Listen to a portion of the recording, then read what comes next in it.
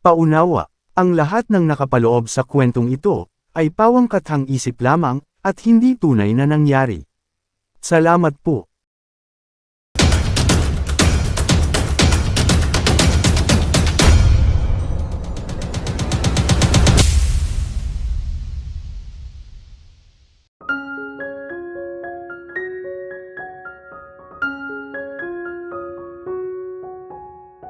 Sa ikalawang palapag, nang makita ni Seth na si Cassandra ang kausap na kanyang ina, agad siyang napabuntong hininga. Hays, hindi na siya tumayo mula sa kanyang kinaupuan. Sa halip, isinara niya ang kortina ng bintana at humiga sa kama. Nakatitig siya sa kisame. Hindi ako lalabas. Kapag inisip niyang wala ako, aalis din siya. Ipinatong niya ang isang braso sa kanyang noo at ipinikit ng mga mata. Sinubukan na niyang huwag isipin na nasa ibaba lamang si Cassandra. Ngunit maya-maya ay may gumatok sa pintuan na kanyang silid. Napamulat siya. Hindi siya kumibo. Baka sakaling umalis ang kumakatok. Makalipas ang ilang segundo, mas malakas na ang katok. Napabuntong hininga siya. Ma, mahina niyang tawag. Iniisip na ang kanyang ina yun. Ngunit walang sumagot. Sa halip, isang pamilyar na boses ang narinig niya mula sa kabilang panig ng pinto. Seth? Si Cassandra. Nakita kitang sumilip sa bintana. Nanlaki ng bahagya ang mga mata ni Seth. Nahuli pala niya ako. Napailing siya habang napapikit. Hindi ka na magaling magtago, Mr. Scholar. Pabirunduktong ni Cassandra. Tahimik na napabuntong hininga si Seth. Alam niyang kahit hindi siya sumugot, hindi basta-basta aalis ang dalaga. At iyon ang pinakakinatatakutan niya. Hindi ang pangungulit nito, kundi ang katotohanang unti-unti na siyang nasasanay sa presensya ni Cassandra. Napabuntong hininga si Seth. Alam niyang wala siyang mapapala kung magpapanggap pa siyang wala sa loob ng silid. Tahimik siyang tumayo mula sa kama at naglakad papunta sa pinto. Huminto muna siya sandali. Pagkatapos ay dahan-dahan niyang ipinihit ang doorknob. Bumukas ang pinto. Naroon si Cassandra. Nakangiti habang may hawak na maliit na paper bag. Good morning. Masigla nitong bati. Tiningnan lamang siya ni Seth. Akala ko hindi ka lalabas eh. Sana nga. Napatawa si Cassandra. Grabe ka naman. Napansin ni Seth ang paper bag na hawak nito. Ano yan? Breakfast. Kahit sinabi mong busy ka, naisip kong baka hindi ka pa nakakakain.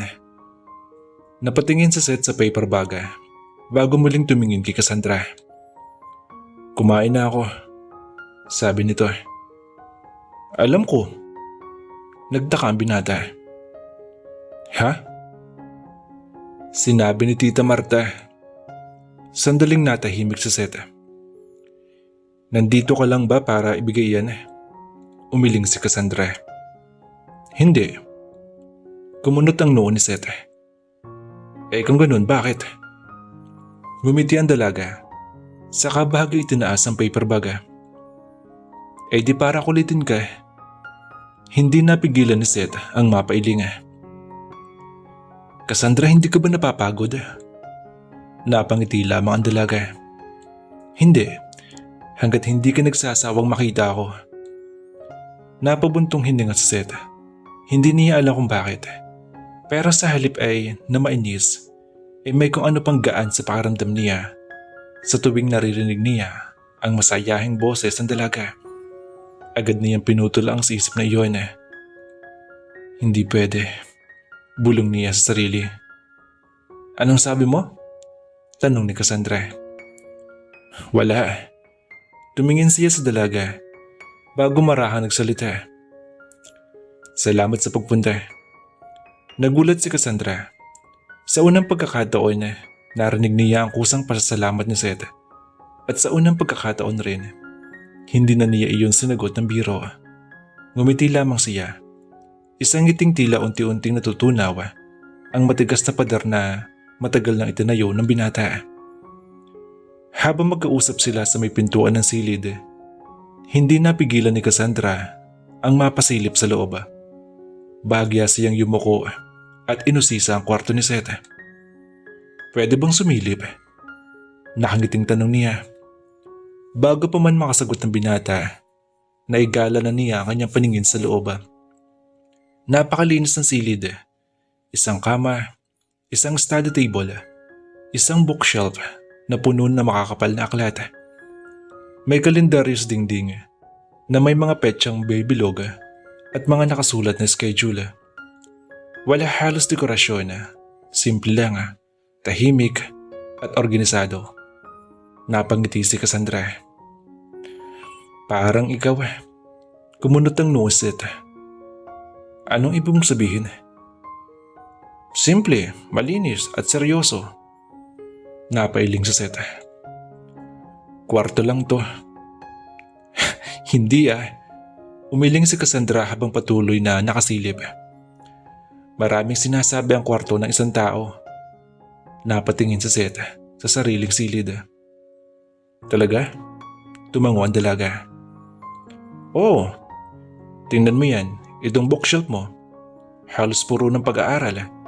Wala kang poster. Wala kang gamit sa konsul. Wala kang ano-anong koleksyon. Tapos ang study table mo, tinuro niya ang mesa. Halos wala kang gamit maliban sa laptop, mga libro at ballpen. Napabuntong hininga sa Seth.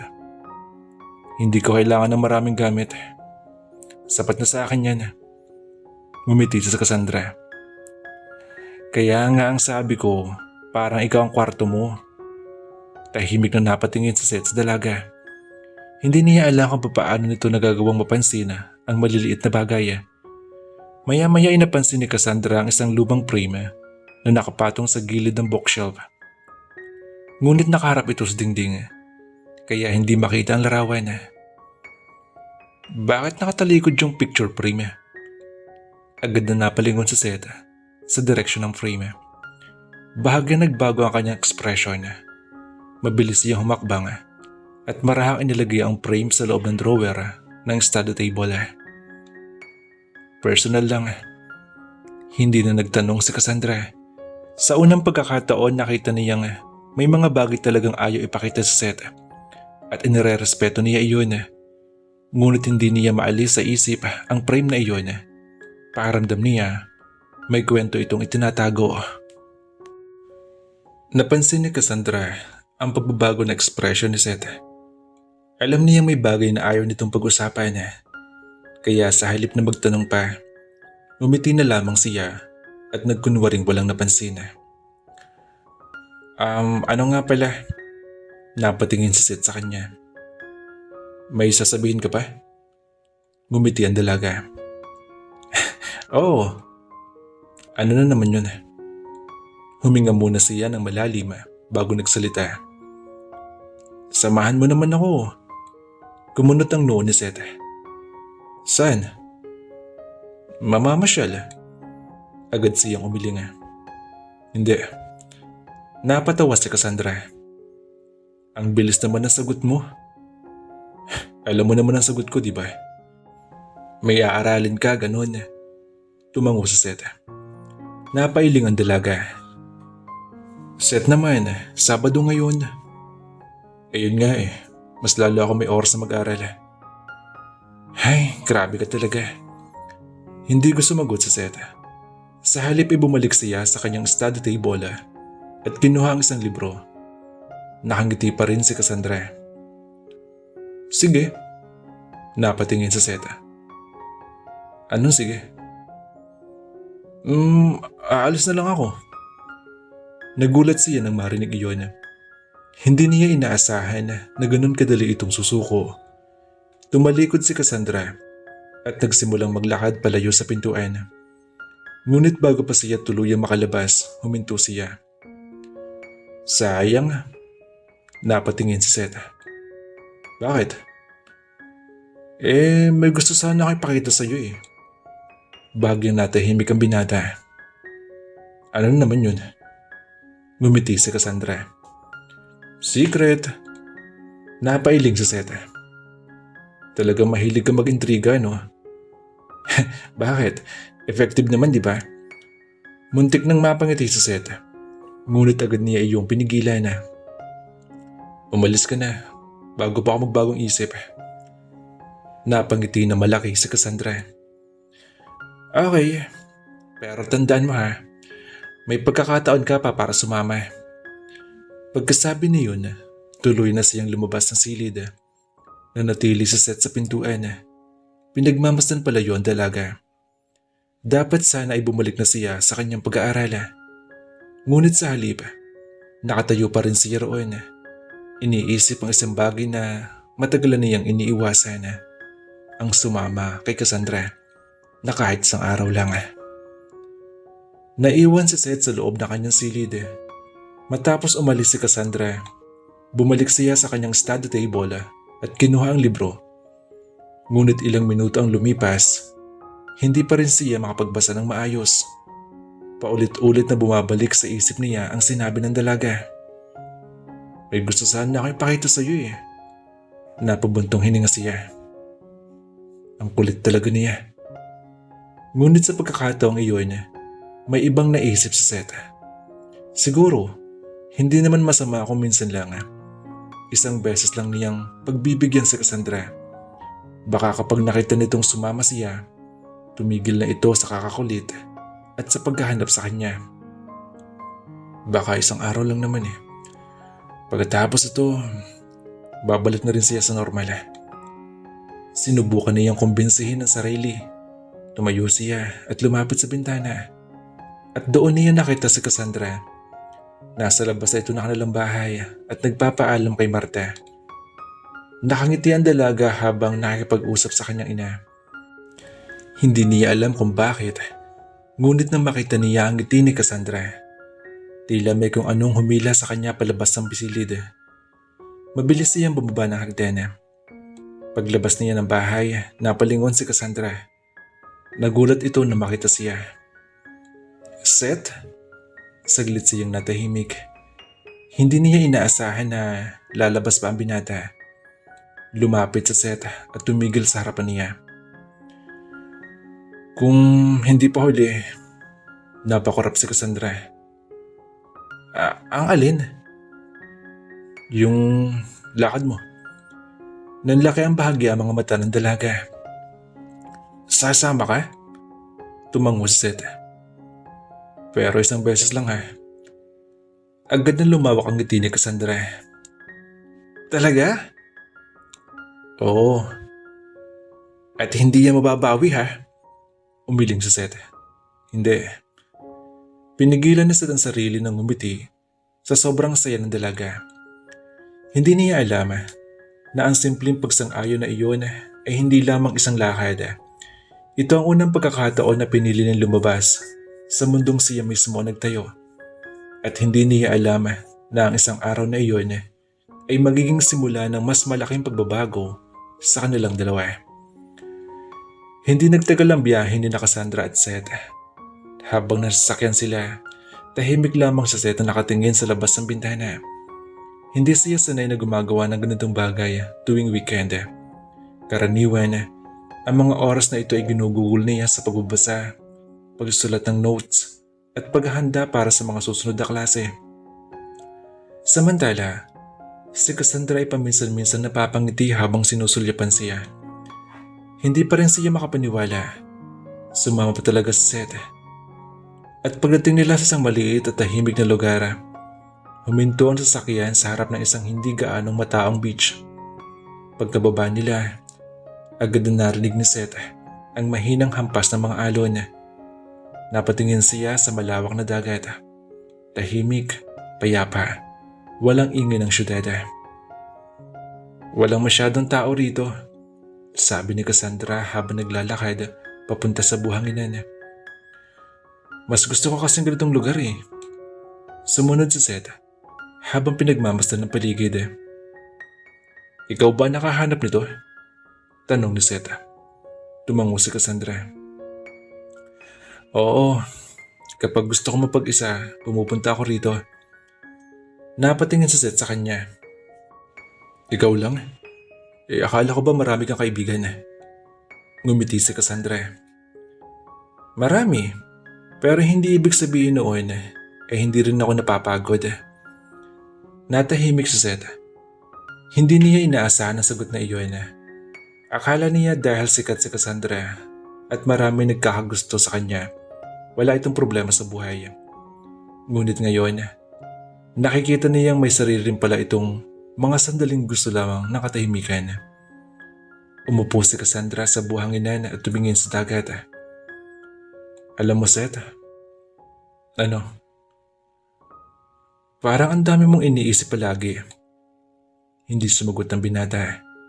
Tumingin lamang siya sa mga alon. At parang ang dami mong tinatakbuhan.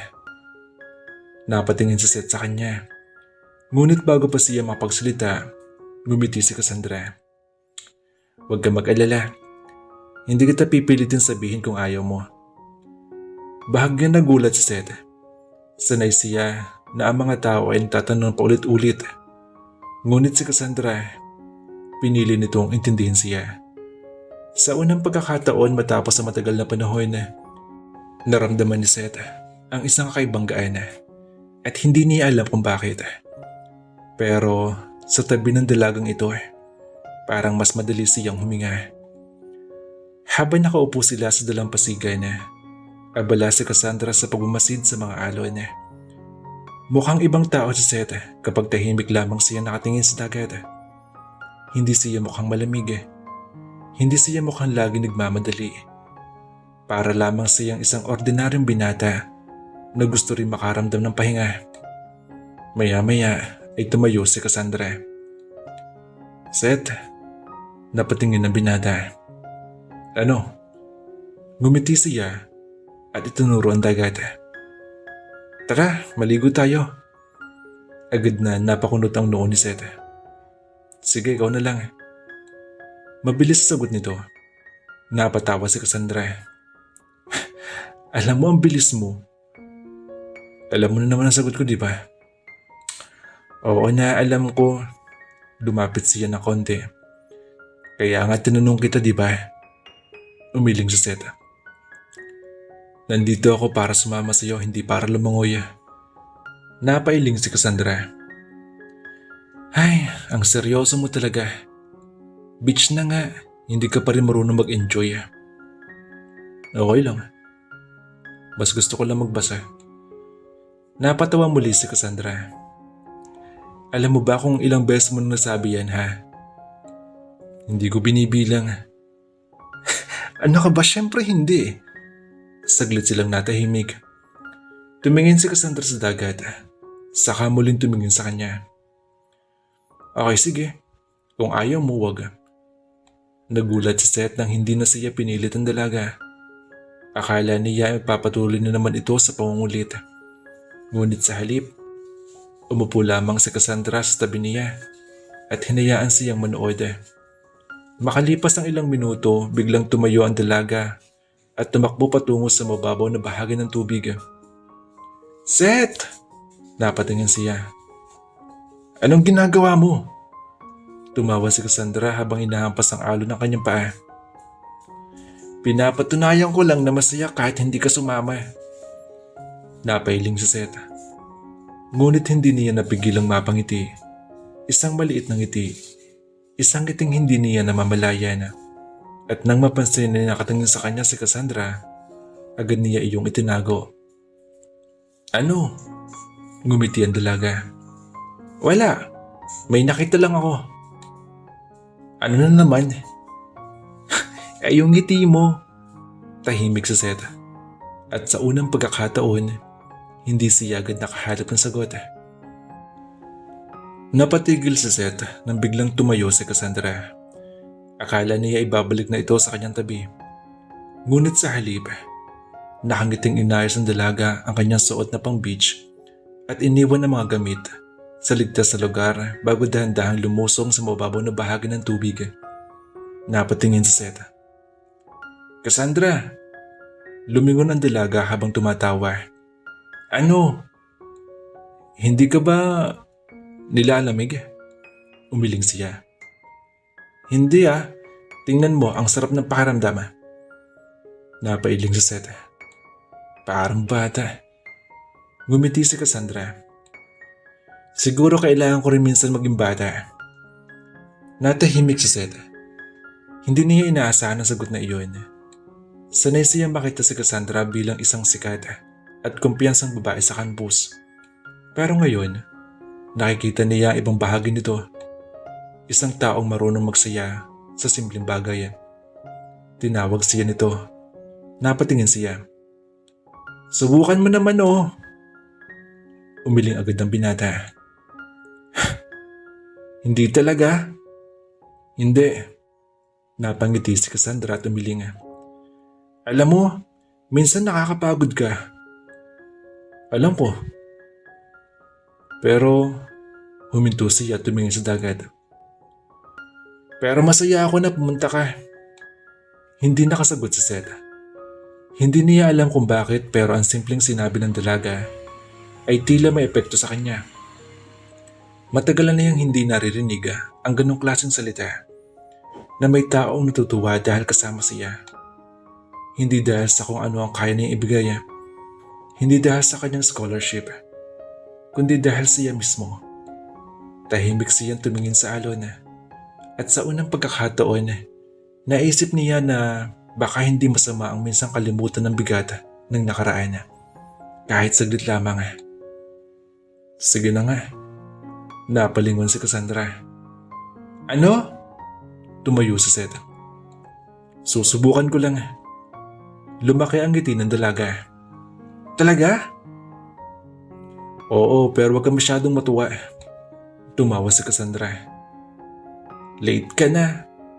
At sa araw na iyon, sa isang tagong-dalampasigan na malayo sa ingay ng mundo, ang binatang sanay magtayo ng padera ay unti-unting natutong magbukas ng maliit na bahagi ng kanyang sarili.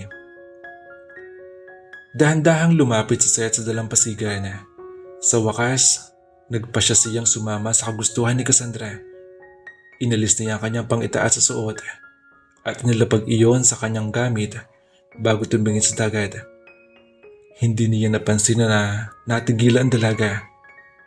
Sa buong panahon na magkakilala sila, palagi niya nakikita sa Seth bilang isang seryoso, tahimik at laging abala sa estudyante.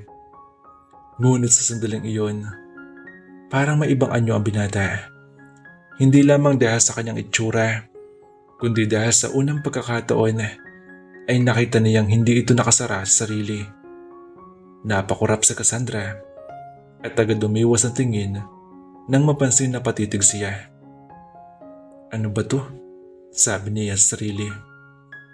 Ano nangyari? Tanong ni Seth nang mapansin na katahimikan niya. Agad siyang bumawi. Wala. Bagyang tinaasan siya ng kilay ni Seth. Sigurado ka? Tumango si Cassandra. Oo. Ngunit hindi niya napigilang ngumiti. Napailing sa Seth.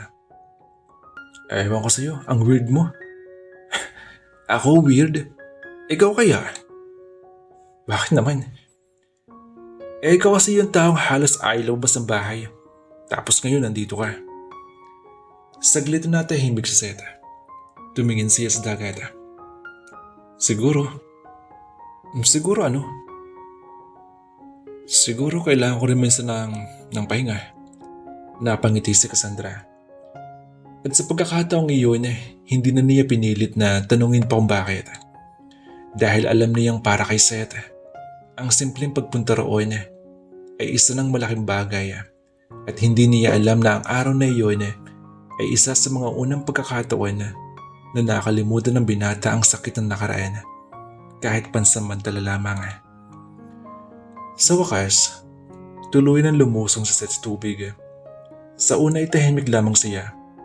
Tila hindi pa rin sanay na gumagawa ng bagay na hindi kasama sa kanyang nakasanayang rutina. Ngunit nang makita niyang masayang masaya si Cassandra, unti-unti rin nawala ang kanyang pag-alinlangan. Sabi ko sa iyo masaya rito. Sabi ni Cassandra habang tinatamaan ng maliliit na alon ang kanyang mga paa. Medyo, sagot ni Seth. Napalingon agad ang dalaga. Medyo lang, tumango si Seth. Ang hirap mong pasayahin. Pero hindi ka naman tumigil. Natigilan si Cassandra sa sagot ng binata. Pagkatapos ay ngumiti siya. Nagsimula sila maglakad sa mababaw na bahagi ng tubig habang nagkwentuhan. At sa unang pagkakataon, hindi rin puro pag-aaral ang pinag-uusapan ni Seth. Hindi rin puro tanong tungkol sa nakaraan. Napatawa siya na ikwento ni Cassandra ang ilang nakakatawang nangyari sa kampus. At kahit pilit niya itinatago, napansin ni Cassandra na mas madalas nang lumalabas ang tunay ng ngiti ng binata. Seth, tumingin ito sa kanya. Mas bagay pala sa'yo ang umingiti, no? Nahinto siya. Bakit naman? Mas mukha kang tao eh. Napakundot ang noo ni Seth. Iniinsulto ba ako? Tumawa si Cassandra. Hindi. Ang ibig kong sabihin, palagi kang mukhang may dinadalang babigat eh. Natahimik si Seth. Ngunit bago pa maging seryoso ang usapan, agad na nagdagdag si Cassandra. Kaya ngayong araw, bawal muna ang problema please. Bawal mag-isip ng sobrang dami. Napatingin si Seth sa kanya. Bakit ikaw nadidikta? Dahil ako nag-aya. Hindi niya napigilang matawa ng bagya. At nang marinig iyon ni Cassandra, napangiti siya ng gusto. Dahil alam niyang hindi madaling makuha ang isang tawa mula kay Seth. Lumipas ang oras na hindi nila namamalayan. Sa isang simpleng araw sa tabing dagat, unti-unti nakalimutan ni Seth ang galit, sakit, at mga alaala na matagal niyang dala. At sa unang pagkakataon, matapos ang maraming taon, naramdaman niyang posible pala maging masaya muli. Matapos ang ilang oras ng paglangoy at paglalaro sa tubig, parehong napagod sina Cassandra at Seth. Umahon sila mula sa dagat at naglakad pabalik sa dalampasigan. Tahimik silang napaupo sa ilalim ng isang matandang puno ng niyog na walang bunga. Malalaki ang dahon nito na bahagyang nagbibigay ng lilim laban sa sikat ng araw. Humiga sila sa buhanginan. Pareho nakatingin sa malawak na kalangitan. Walang nagsasalita. Ngunit hindi nakakailang ang katahimikan. Sa halip, nakakagaan ito. Huminga ng malalim si Cassandra. Ang sarap pala ng ganito, no? Napatingin sa kanya si Seth. Ano? Yung walang iniisip. Yung hindi nagmamadali. Natahimik si Seth. Alam niyang hindi yun madalas mangyari sa kanya. Palagi niyang iniisip ang kinabukasan, ang pag-aaral, ang scholarship, ang paghahanap ng sagot sa pagkawala ng kanyang ama. Ngunit ngayon, sa unang pagkakataon matapos ang mahabang panahon, pinayagan niya ang sarili na huwag mo nang isipin ang lahat. Ikaw? Tanong ni Cassandra. Ano ang gusto mong gawin kung wala kang kailangang isipin? Napatingin si Seth sa langit. Matagal bago siya sumagot. Hindi ko alam. Napangiti si Cassandra. Talaga? Tumango siya. Matagal ko nang hindi iniisip yan. Natahimik si Cassandra. Doon niya mas nakita kung gaano kabigat ang dala ng binata. Hindi lang ito tahimik dahil sa ganun ugali niya. Tahimik siya dahil may mga bagay siyang kinikimkim. Kung ako, sabi ni Cassandra habang nakatingin pa rin sa langit, gusto kong pumunta sa maraming lugar. Gusto ko lang makita ang mundo. At gusto magkaroon ng mga araw na ganito. Napalingon si Seth sa kanya. Simple lang. Ngumiti ang dalaga. Minsan kasi, ang maliliit na bagay ang pinaka naaalala natin. Hindi sumagot si Seth. Ngunit sa isip niya, alam niyang tama si Cassandra. Dahil ang araw na iyon, isang simpleng Sabado lamang sana. Ngunit hindi niya alam kung bakit pakaramdam niya ay isa ito sa mga araw na hindi niya madaling makakalimutan. Maya-maya ay pumikit si Cassandra habang nakangiti. Seth? Salamat ha. Napatingin siya sa dalaga. Para saan? Dahil sumama ka. Tahimik na tumingin si Seth sa langit. At sa halip na sabihin na ang nakasanayan niyang pagdanggi, isang simpleng sagot ang lumabas sa kanyang bibig. Walang anuman. Hindi man niya sinabi, pero alam niyang siya rin ang dapat magpasalamat. Dahil sa araw na iyon, may isang taong pansamantalang nagpalimot sa kanya kung gaano kasakit ang nakaraan.